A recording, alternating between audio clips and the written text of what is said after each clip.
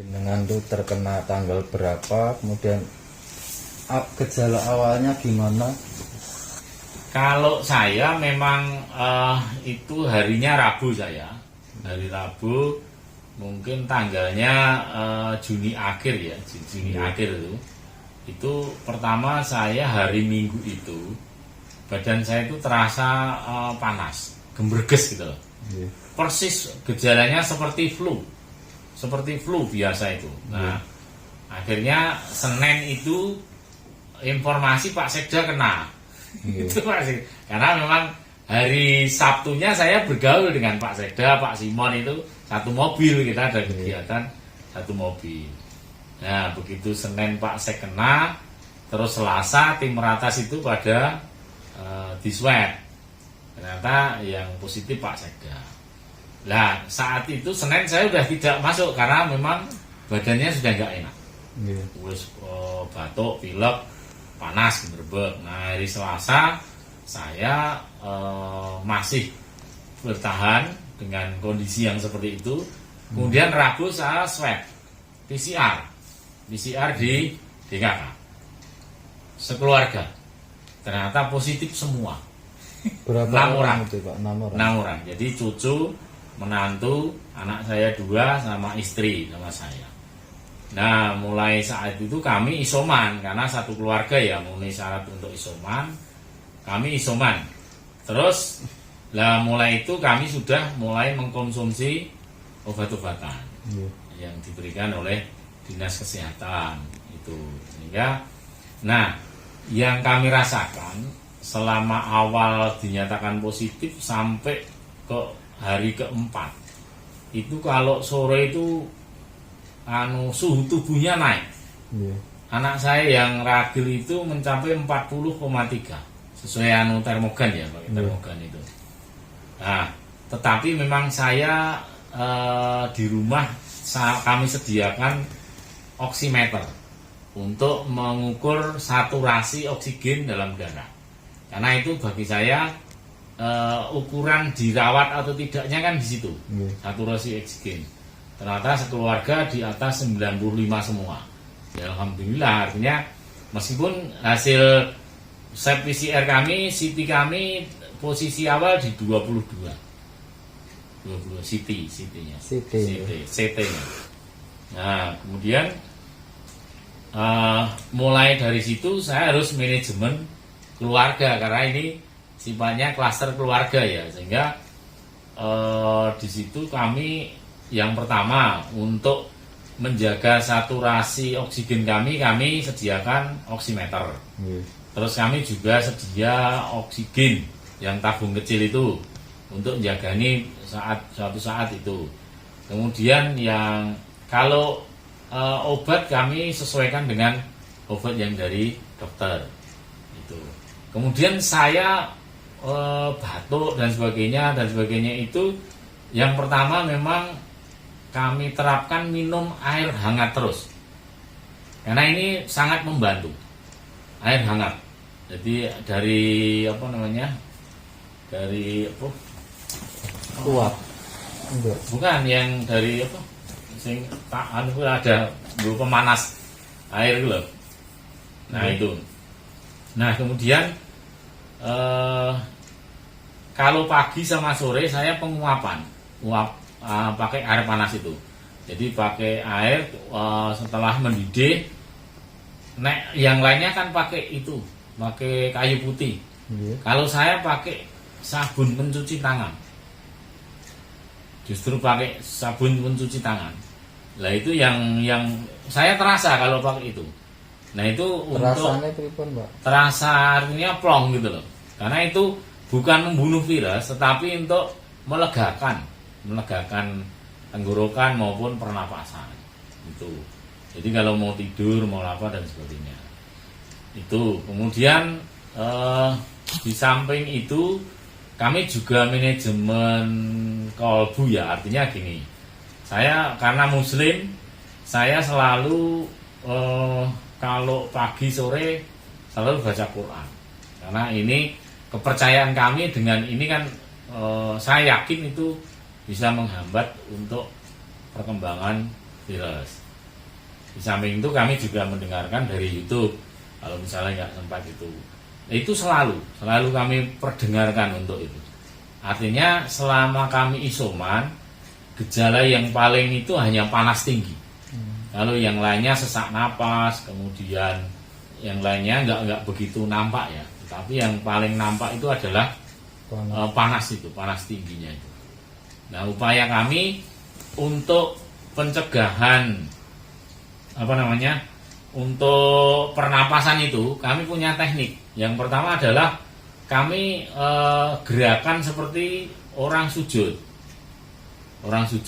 sholat itu loh. Itu yang agak lama. Itu nanti dibatukkan gitu loh. Itu nanti kalau kita terindikasi batuk nanti akan batuk. Nah itu yang kedua tidur tengkurap. Itu untuk melatih pernapasan. Selama ini yang kami lakukan seperti itu. Nah tidak lupa kami tiap pagi itu berjemur. Jujur aja setiap pagi saya jam 10. Tapi sebelum berjemur saya minum vitamin D3 dulu. Vitamin D3, kemudian minum air yang banyak, baru berjemur.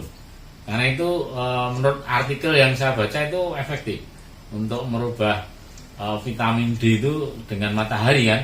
Nah, itu pun yang terpapar matahari itu harus punggung, di tengkuk sini ke bawah. Jadi bukan dari depan, tapi punggung sini. Jadi sini kan nanti di tulang belakang dan sebagainya itu, kulit dan sebagainya itu. Jadi makanya nek berjemur saya wuduh dalam artian nggak pakai kaos karena punggungnya itu efektif. Itu yang kami lakukan. Nah ini kami 10 hari penuh itu gejala mulai tidak terasa. Hari ke-10 itu sudah nggak terasa, sudah biasa gitu loh. Nah terus berkembang. Akhirnya di hari sampai sekarang kami sudah normal. Hanya yang belum bisa pulih adalah fisik yang fit itu belum bisa. Artinya kalau kita aktivitas yang agak berat itu rodok ngos-ngosan.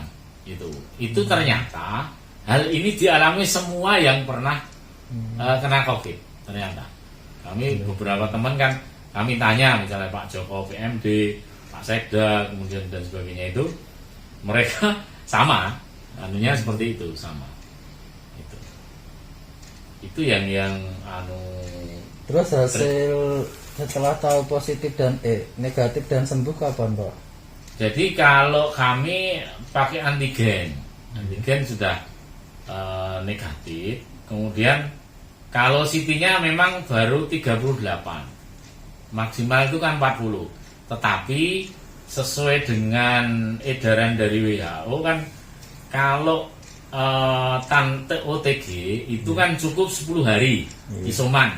Habis itu kan nggak perlu dites apapun lah kan, virusnya sudah melemah, sudah tidak bisa menularkan. Kalau gejala ringan plus 4 hari, kalau berat kan 20 hari. Nah itu sebenarnya tes untuk PCR atau TCM setelah pasca isoman dan sebagainya itu tidak berdampak apa-apa. Hanya secara psikologis mungkin wah aku wis negatif sudah enggak itu gitu loh. Itu aja. Tapi sebenarnya secara medis itu sudah tidak berdampak. Juga enggak pengaruh apa-apa. Kecuali memang perbankan apa-apa itu harus CT-nya PCR-nya harus itu. Pak Tuk menduga dari mana? Saya memang kemarin komitmen di Solo Pos atau di mana itu, saya tidak mencari saya kena dari mana, tetapi begitu saya kena ya udah alhamdulillah. Terus piye caraku iki memanajemen ini. Karena yang menjadi kata kunci bagi saya adalah manajemen kolbu kami. Di saat kami tenang, di saat kami ikhlas menerima keadaan, artinya kena COVID ya sudah kena. Kami tidak mencari karena itu akan membebani dan itu akan menurunkan imun bagi saya. Ya sudah kita terima, piye carane iki mari kan gitu loh. Nah, salah satunya itu manajemen hati, kolbu ini. dia caranya happy karena memang senang ini menjadi imun kita kan menjadi meningkat. Contoh kasus gini, saya mengalami di suatu malam anak saya yang ragil itu panasnya 40,3, dia menggigil tapi panas. Wah, itu saya langsung drop. Nah, di saat saya drop itu justru imun saya menurun, Pak. Ini bukti bahwa kalau hati kita itu terpanik, terbawa emosi dan itu ya sudah imunnya itu saya jadi goblok, malah enggak ini sebenarnya habis kami dia tidak merasakan apa-apa, malah jadi itu saya jadi watuk, mau panas dan sebagainya. Artinya ini terpenting bagi teman-teman yang mungkin saat ini sedang isoman dan sebagainya, ya sudah harus diterima. Ini pasti akan sembuh lah. Ini sebenarnya kan bagi kami kan tinggal nunggu waktu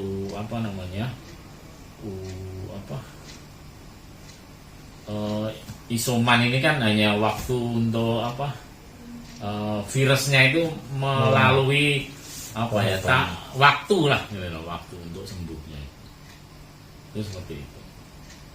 Parah, apalagi tidak punya komorbid ya.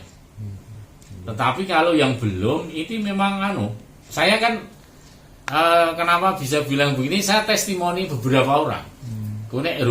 Contohnya anak saya yang panasnya bisa sampai tinggi itu vaksinnya baru sekali. Nah, karena baru sekali kena, terus akhirnya kan dia justru paling parah di antara sekeluarga itu kan gitu. Nah, vaksin ini memang paling enggak kan sudah memberi perlawanan meskipun seberapa ya, tetapi sudah imun tubuhnya kan juga terbentuk.